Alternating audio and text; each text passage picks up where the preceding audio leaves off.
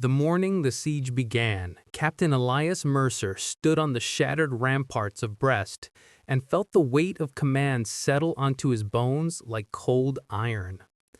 The wind carried the distant thunder of artillery, echoing across the ancient stone walls and reverberating through the narrow streets below. The city, once full of voices, market stalls, and laughter, had transformed into a maze of rubble and smoke.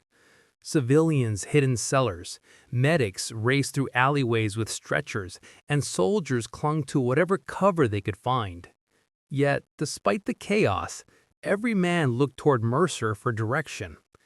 It was a silent contract, unspoken but understood.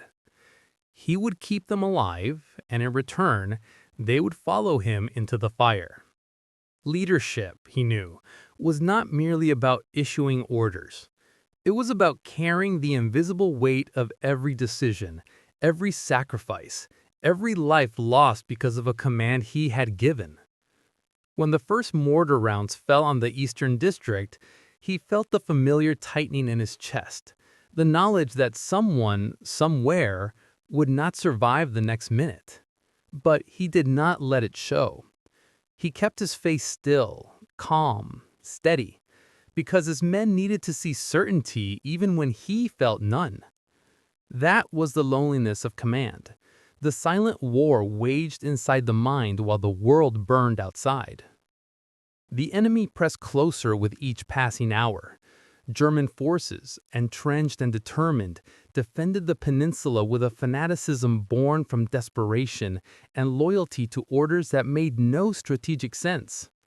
Brest, a port city, battered by months of conflict, became the site of a brutal last stand. For Captain Mercer, it became something else. A test of endurance, instinct, and the fragile thread of morale that kept his soldiers from collapsing under the strain. Every time he walked through the narrow trenches his unit had carved from debris, he saw exhaustion in their eyes. Exhaustion, but also trust. And trust could not be broken. When the radio failed on the third day, Mercer knew they were cut off from higher command. Reinforcements would not arrive soon, if at all. Ammunition was limited, medical supplies dwindled, and food had to be rationed with painful precision. Yet when his sergeant approached him with fear hidden poorly behind the professional facade, Mercer simply nodded and said, "We hold, we adapt, and we survive." His voice did not waver. He saved the tremor for later, when he stood alone in a broken watchtower with only the shadows to witness his doubts. That night, under the faint glow of a burning warehouse in the distance, Mercer gathered his men inside the ruins of an old church. The stained glass windows had shattered long ago, their fragments scattered like confetti across the floor. The roof was partially collapsed, exposing jagged beams silhouetted against the blood-red sky. Yet the place offered shelter, a rare pause in a battle that had no mercy. As the men huddled together, waiting for instructions, Mercer studied their faces. Some young, some hardened by years of war, all bound by the same fear and resolve. He wanted to tell them he would protect them all, that they would see another sunrise, but he knew such promises belonged only in stories. Instead, he gave them a truth they could hold on to. We fight as long as we breathe, and as long as I stand, you are not alone. The siege tightened the next morning. Enemy snipers pinned down several units near the waterfront, and an explosion tore through one of their improvised supply depots. Mercer sprinted through collapsing alleys, debris raining around him, pulling wounded men to safety with hands blistered and bleeding. Every action he took carried the same silent message. Your captain does not hide. He bleeds with you. He suffers with you. He fights with you. Leadership was no longer defined by rank or uniform. It was defined by the willingness to share the danger. But courage did not erase the solitude. When the sun set and the guns fell quiet for brief, eerie minutes, Mercer retreated to a crumbling bunker and allowed himself to feel everything he could not show. fear of failure, fear of losing men he trusted, fear that he would make the wrong choice in the next critical moment.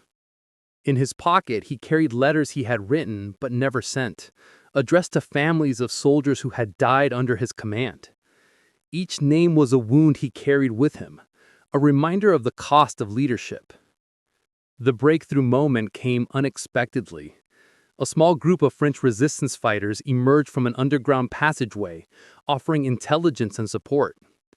Mercer greeted them not with suspicion, but with gratitude. Help, any help, was a lifeline.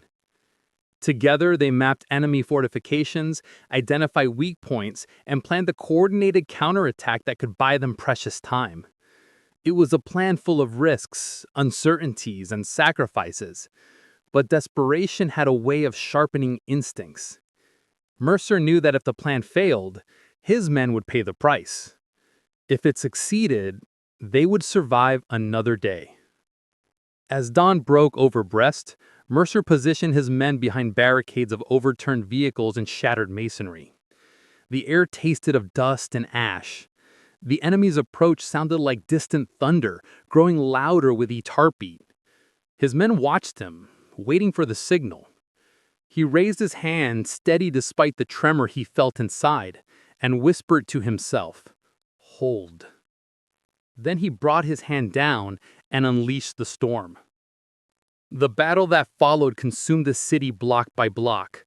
Flames engulfed rooftops, smoke curled into the sky, and the streets became a labyrinth of shifting shadows and echoing gunfire. Mercer moved through the chaos with the same calm determination he had forced himself to maintain since the siege began. He rescued the wounded, rallied broken squads, and led charges through shattered doorways. Every decision mattered. Every misstep could mean the end. By nightfall, the ground they had fought for remained in their hands. It was not victory, it was survival. And sometimes survival was all a commander could ask for. But the siege was far from over, and Mercer knew the worst was yet to come. The days that followed blurred into one long, grinding test of endurance, where exhaustion seeped into the bones of every man under Captain Mercer's command. Sleep came in fragmented seconds, stolen behind collapsed walls or under makeshift tarps stretched across ruined doorways. Even when his eyelids fell shut, Mercer never truly rested. His mind continued its relentless calculations, supply levels, enemy movements, the morale of each squad, the silent cracks spreading through his unit like fractures in frozen glass. Every dawn brought new challenges, new threats, and new decisions that weighed on him as heavily as the rubble that buried half the city.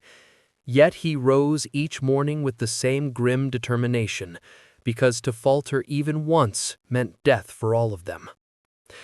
The enemy altered their tactics, becoming more aggressive, more unpredictable, more willing to sacrifice their own in the name of holding Brest at all costs. Snipers took positions in the upper floors of ruined apartment blocks, creating killing zones that forced Mercer's men to stay low and move only when shadows offered cover. Mortars pounded their defenses randomly, never enough to break them, but always enough to remind them that each heartbeat was borrowed time. One afternoon, a shell landed only a few meters from Mercer, sending shards of stone into his face. Blood trickled into his eye, blurring his vision, but he wiped it away and continued issuing orders as if pain were merely an inconvenience he had no time for. Yet the greatest strain came from the unending responsibility. When a young private was brought to him, trembling and unable to speak after witnessing his closest friend torn apart by gunfire, Mercer had no gentle words to offer.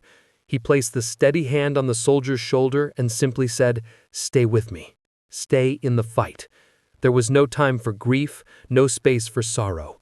Leadership demanded he forge strength from the wreckage of fear, even when he himself felt moments of near collapse. When he later stepped behind a burned-out truck to catch his breath, his hand shook uncontrollably, a tremor he forced back into stillness before returning to his men. The French resistance fighters had become invaluable to the defense. Their knowledge of the city's underground tunnels, concealed courtyards, and forgotten cellars allowed Mercer to reposition his units without exposing them to enemy fire. One of them, a woman named Lena Roussel, coordinated movements with a sharp mind and fearless intensity that impressed even veteran soldiers. Together, she and Mercer planned the next phase of their survival, holding the defensive line until the main American forces broke through the German outer perimeter. It was a simple plan, but the execution would cost blood. She warned him bluntly, "Your men will not break, but you must not break either." He said nothing, but her words lingered in his thoughts like a warning bell tolling in the distance. On the 7th night of the siege, the enemy launched a coordinated assault that nearly shattered their position. It began with darkness, total darkness, after a well-placed shell destroyed the only functioning generator supplying light to the block they defended. Without illumination, confusion rippled through the ranks. Then the German infantry charged, using the shadows as allies. Gunfire erupted in every direction, echoing through the ruined streets in chaotic bursts. Men fought from doorways, windows, and behind overturned crates, their muzzle flashes briefly illuminating masks of fear, grit, and desperate resolve. Mercer, hearing panicked shouts over the roar of battle, sprinted toward the thick of the fighting. He cut down 2 attackers at close range before dragging a wounded corporal behind cover. The air was thick with smoke and dirt. The screams of the injured mingled with the thunder of collapsing masonry. At one point, Mercer found himself separated from his unit, crawling through debris as bullets snapped overhead. He pushed through the darkness, heart pounding, until he saw a group of enemy soldiers advancing towards a barricade where several of his younger troops were pinned down. Without hesitation, he rose from cover and charged, firing his rifle with a controlled fury that stunned even the enemy. His sudden attack forced the German squad to scatter, buying his men a few precious seconds to regroup. When the firefight ended, one of the privates stared at him with wide eyes and whispered, "You're not afraid of anything, sir." Mercer said nothing, knowing the truth was far more complicated. Fear was always there. It simply had no place in the decisions he needed to make. As dawn broke, the city fell silent again, the kind of silence that felt unnatural, as if the world itself paused in exhaustion. The defenders counted their losses. Several men were dead. Many more were wounded. Supplies were critically low. The French resistance had lost 2 fighters, mourned quickly and quietly, because grief could not be afforded long. Mercer walked among the wounded, kneeling beside each man, offering words of reassurance. He looked each one in the eye, forcing himself to remember their names, their faces, their sacrifices. Leaders often speak of the burden of responsibility, but no words could describe the actual feeling, the way each casualty carved a mark into his soul, the way each injury felt like an accusation he could not challenge. In one shattered courtyard, Mercer found Sergeant Alden sitting alone, his uniform torn, his face streaked with ash and fatigue. Alden rarely showed emotion, but now his expression was hollow. "Sergeant," he said quietly, "they're breaking. They won't say it, but they're reaching their limit. We all are." Mercer sat beside him, his body aching. "I know, but we hold until relief arrives. There's no other option." Alden nodded slowly, then added, "It's different for you, sir. You can't break. Not even for a second." Mercer did not respond. He didn't need to. The truth echoed in both of their minds. Later that afternoon, as Mercer studied a battered map of Brest with Lena Roussel, a messenger ran into their makeshift command post, breathless. Headquarters had intercepted intelligence that the German commander defending Brest was preparing a final counteroffensive, a massive push aimed at wiping out any remaining Allied footholds in the city. If successful, it would delay the liberation of the port for weeks, if not months, and Mercer's unit sat directly in the path of this coming storm. Lena looked at him with grim understanding. She said, "This will be the test. If you hold, the rest of the city may fall in line. If you fail—" She didn't finish the sentence. She didn't have to. Failure meant annihilation. Mercer felt the familiar weight tighten around his chest, but he pushed aside the fear. He could not afford hesitation. He summoned his squad leaders, laid out the positions, the fallback points, the ambush zones. He spoke with clarity and conviction, ensuring that each man knew his role. And yet as he dismissed them, he could see the exhaustion in their posture, the doubt flickering behind hardened eyes. He wished he could give them certainty. He wished he could give them rest. But leadership was not about wishes. It was about doing what reality demanded. That night, as he stood alone on a rooftop overlooking the ruined city, he allowed himself a rare moment of vulnerability. The moon cast pale light over the rubble, highlighting the skeletal remains of buildings that had once held families, stores, memories. He leaned against a broken chimney, his hands shaking again despite his effort to steady them. He whispered into the darkness, a confession meant for no ears but the wind. "I don't know how many more days we can hold." Then he straightened, wiped the blood and grime from his face, and descended the stairs. His men needed a captain, not a man drowning in doubt. At dawn, the Germans attacked with unprecedented ferocity. Tanks rolled towards the barricades, machine gun teams set up behind piles of debris, infantry swarmed through alleys like a tide of steel. Mercer's men braced themselves, their hearts pounding, their bodies pushed far beyond their limits. The first explosion shattered the morning calm, and the siege erupted once more into brutal, unrelenting combat. Through the chaos, Mercer fought with a relentless determination, directing fire, rescuing trapped soldiers, and countering enemy advances with improvised tactics that kept them alive minute by minute.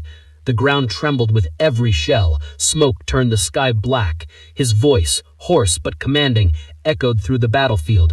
"Hold your ground, do not break." But even as he shouted, he felt the breaking point approach like an unseen storm, and he knew that when it arrived, it would test not only his men, but the very core of his own humanity. He stood in the dark, listening to the distant rumble of artillery, a low, rolling thunder that vibrated through the stone walls as if the earth itself resented the siege.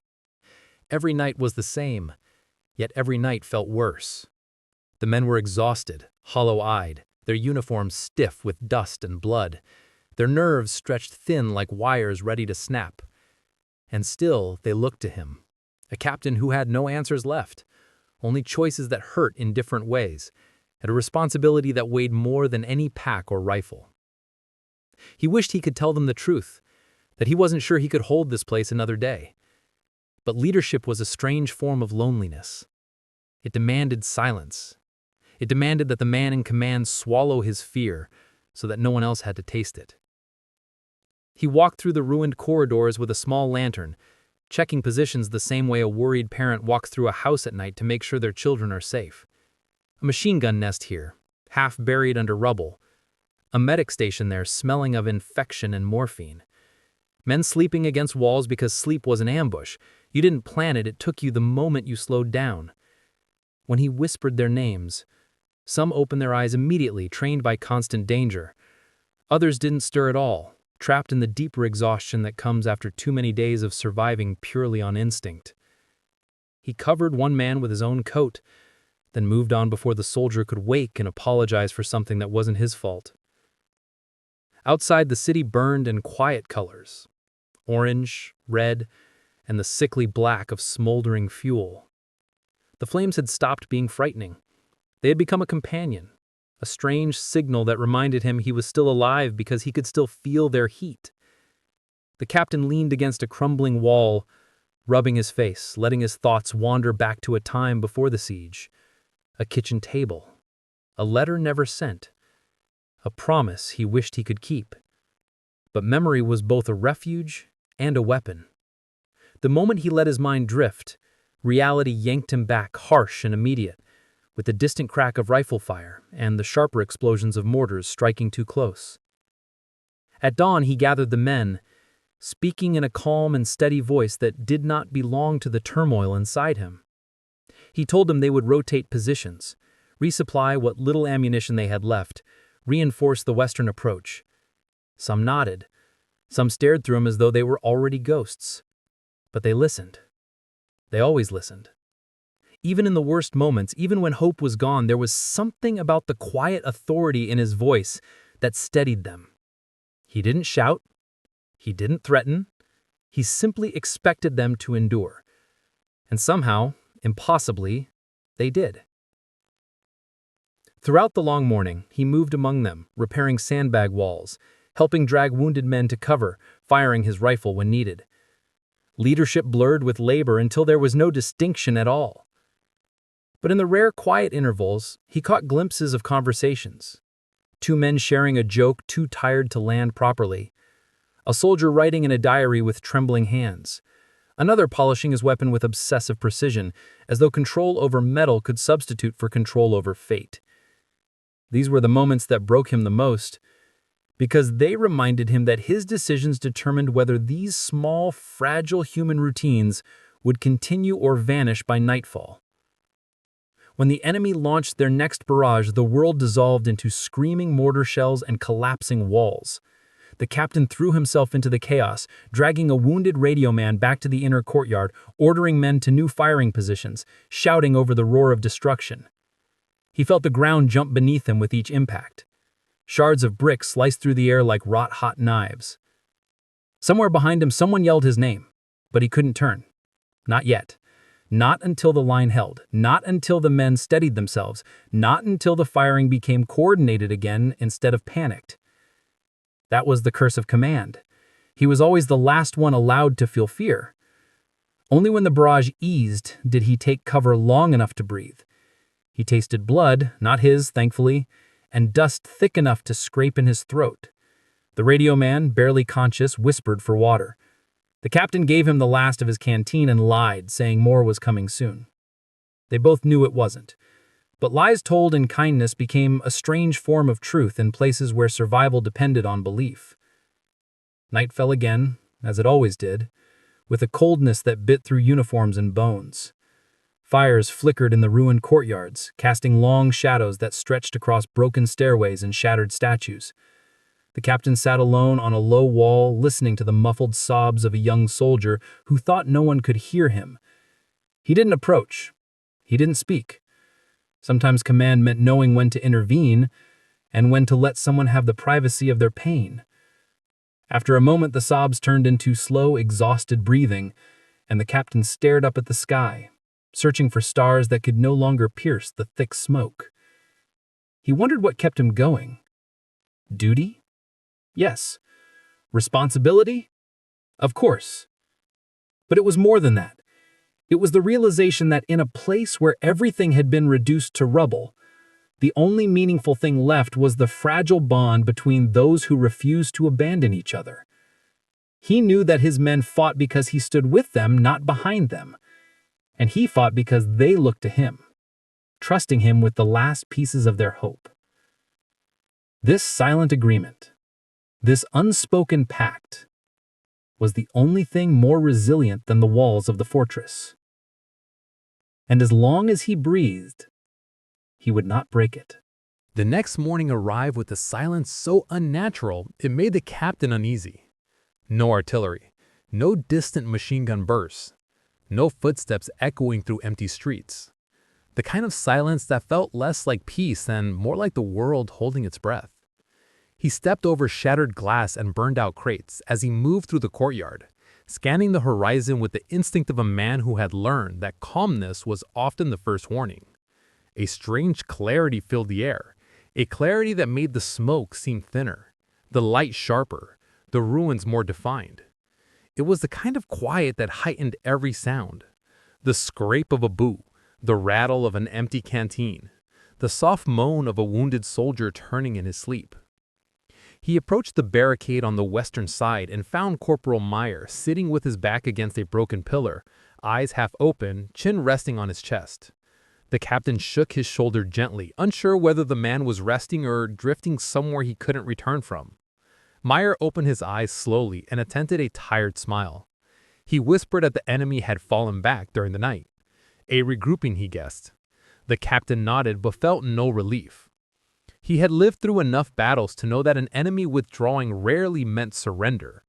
It meant preparation. It meant something bigger was coming. As the day stretched on, the men tried to reclaim small fragments of normality. Someone boiled cloudy water over a tiny flame. Someone else shaved carefully, more out of habit than necessity. A pair of soldiers argued softly about whether the siege would end in days or weeks, as if imagining survival might summon it into reality. The captain watched them from a distance, absorbing their voices without engaging. He admired them quietly, how they still tried to live between the cracks of destruction, how they clung to routines that reminded them they were human. Later he walked through the medical station, where the smell of antiseptic mixed with the metallic odor of blood. He knelt beside Private Sandros, whose leg had been shattered by a mortar. The young man gripped the captain's sleeve with surprising strength, asking if they were close to rescue. The captain held his gaze for a long moment, wishing he could give him certainty. Instead, he spoke softly, promising that they wouldn't leave him behind. It wasn't reassurance. It was the truth. In this place, loyalty wasn't a value. It was the only currency left. By afternoon, the silence broke. A single artillery shell landed near the east wall, a deafening explosion that shook the ground and threw dust into the air like a tidal wave of grit and smoke. The captain didn't flinch. His men around him ducked instinctively, but he remained still, his eyes fixed on the plume of dust. It was the confirmation he had expected. The enemy had not abandoned the siege. They were measuring distances, testing weak points, preparing for something deliberate, something final. He ordered the men to positions, his voice steady, almost gentle, as if assigning tasks during a routine drill instead of bracing them for the next wave of terror. They moved quickly, knowing the rhythm by now. Shoulder the rifles, check the bullets, brace the walls, steady your breath. He climbed the outer staircase, stepping over debris, and reached the high overlook where he could see the broken streets leading into the fortress. Far in the distance, silhouettes shifted, lines of infantry, armored carriers, a slow, gathering tide. His jaw tightened. This would not be a probing attack. This would be an assault meant to end resistance once and for all. He descended the steps and walked the length of the defensive line. The men watched him, waiting, not for inspiration but for confirmation that they still stood a chance. He gave them something different. Not promises, not illusions, only presence. He placed a hand on one man's shoulder, helped another adjust his position behind the rubble, and gave a quiet nod to a third who looked ready to break. He didn't tell them to be brave. He didn't have to. His calmness was the message. When the first wave came, it began with a long rolling thunder of artillery that tore open the sky and slammed into the walls with force that shook the ground and knocked helmets off heads. The captain ran through the storm, shouting orders drowned out by the roar, but understood through gesture and instinct. He dragged two men out of the path of collapsing stone. He smashed open a jammed ammunition crate with the butt of his rifle.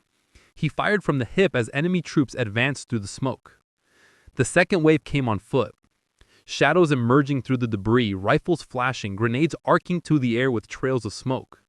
The captain dropped behind an overturned table, returning fire, filling the world narrow into a tunnel of noise and movement. He counted shots without thinking, his fingers reloading the rifle faster than he believed possible. He saw one of his youngest soldiers freeze, paralyzed by fear, and he sprinted across open ground to shove the boy behind cover before pulling him back to awareness with a hand on his face and a firm grounding stare. Hours passed, he didn't know how many, until the gunfire slowed to sporadic bursts, then faded. Smoke hung like a funeral shroud over the battlefield. The fortress still stood, though barely. But the men were now fewer. Some lay motionless in the courtyard. Some sat slumped against walls, too drained to cry or even speak. The medic moved from body to body with trembling hands, knowing he could save only a fraction. The captain walked alone among them, each step heavier than the last. He wanted to speak, comfort, inspire, something, but no words felt worthy of the sacrifice he saw around him. Leadership demanded so much silence.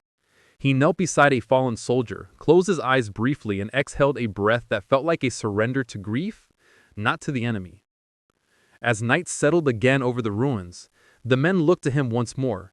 They waited, exhausted, broken, but still ready to take orders.